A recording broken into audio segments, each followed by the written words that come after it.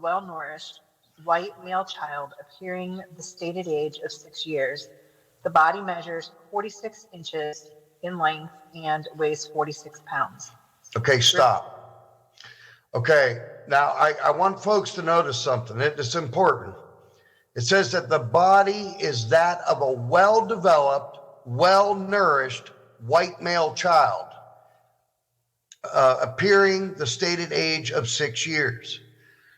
Now, if you look at other cases to where, mother or father kills child, you're gonna see other things leading up to that. Yeah, you would see other things leading up to the murders, right? A lot of times, but not always. Like Andrea Yates, as Mystery Maverick was telling me, she did have a long-term, she had a mental illness, long-term mental illness, but no one thought that she would kill those kids. They're going to say well-nourished, well-developed. That's pretty typical in an autopsy report. Devin did not have any food in his body, though, and they went on talking about the large dinner that she made, but I want to respond to what Tara was saying. Child that's malnourished, a child that is not clothed appropriately, bathed appropriately, just different various things. We're not seeing none of that here. We got a well-developed, well-nourished white male child. Okay? Rich, yes. I'd like to add that the majority of children who die at the hands of their parents or step-parents, generally it's through long-term abuse. So you would have signs. See, she said generally it's through long-term abuse. Generally.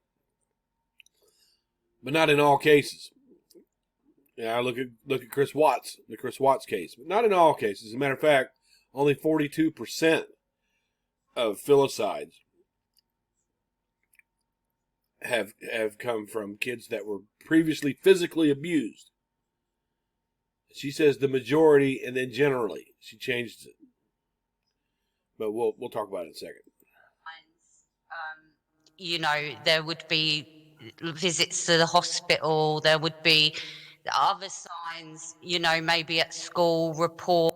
Not always. And it's only 42%. Just because there were no signs of abuse from Darlie that we know of, doesn't mean she's not capable of murder. If you were to refer back to the interview that I had with Beja, she said they had been fighting for a week.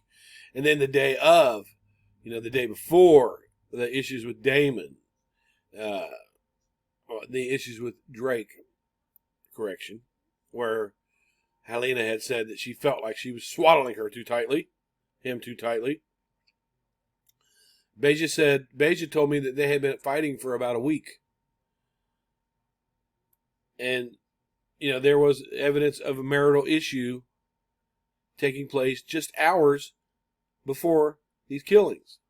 But I want to listen to her a little bit more. They might be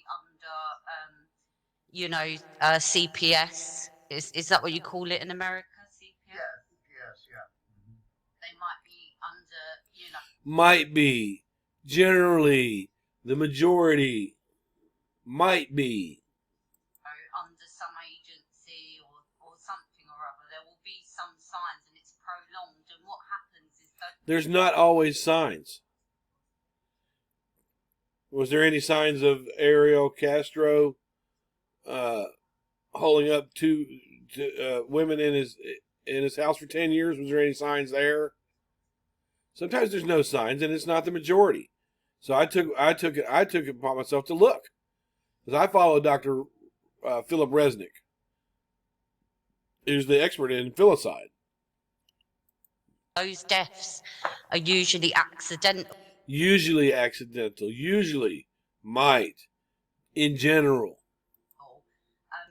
But obviously that does sound like you're sort of, passing the buck, like sort of passing the blame, but they're accidental in the way that not accidental, like oops, there's an accident, but it's so prolonged, the abuse or the malnourishment so either the abuse or the neglect is so prolonged.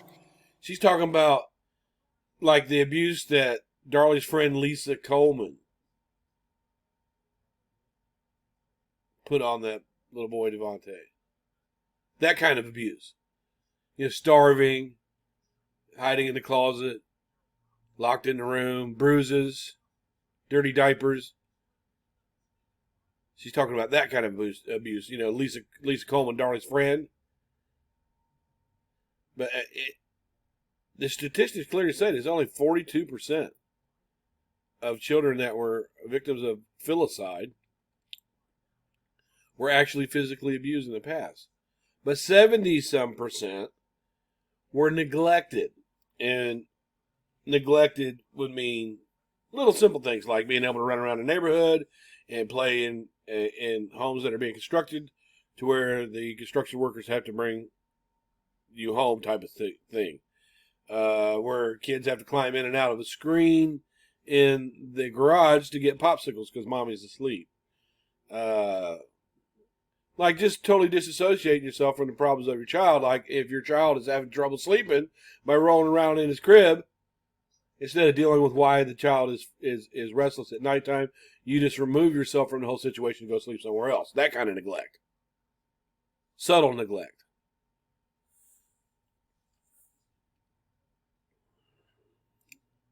And I put the statistics down there for her.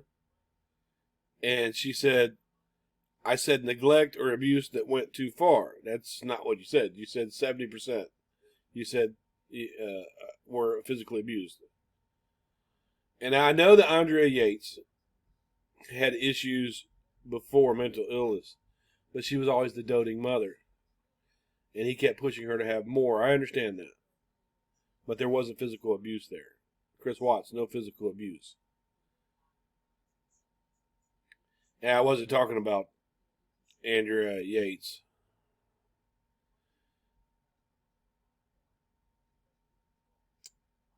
Not always. Andrea Yates and Chris Watts. Now, they didn't have spousal revenge. Filicide in mind. She thought she was saving the kids. He thought that he was going to kill the kids and run on to a different marriage. She thought she'd get rid of the kids just to have more money. However, Mr. Maverick, she's pretty bright.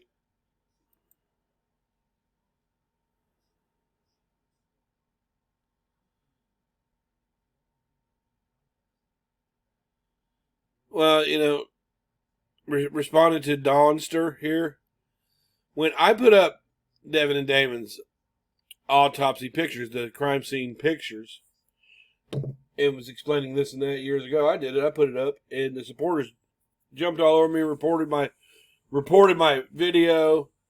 Oh, yeah, I was just disgusting for doing that. But it's okay to show their dead bodies and stuff like that if you're trying to protect Darlie.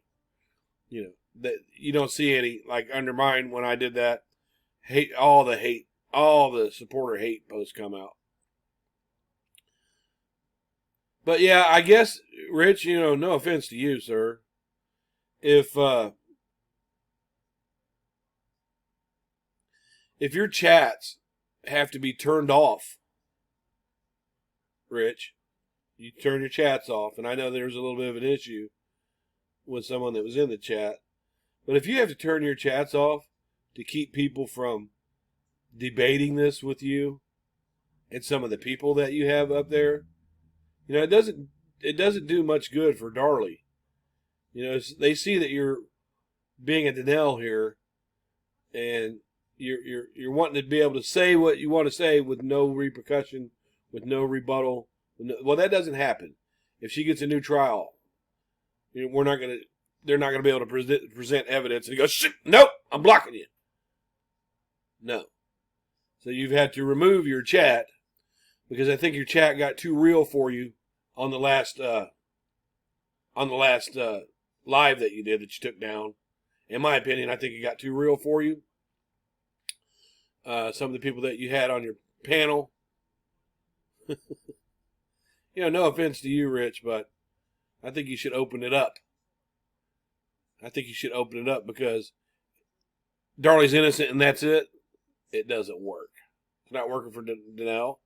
It's not going to work for you. With no offense to you, I think you're a great guy.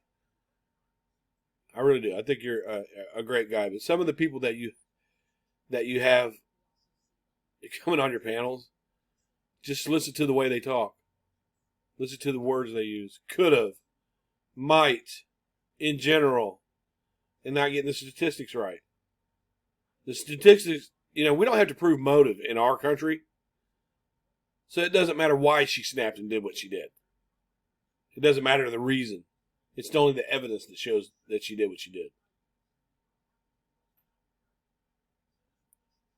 See, and to just block people that will give you a reasonable debate, to just block that from happening, you guys might as well inject her yourself.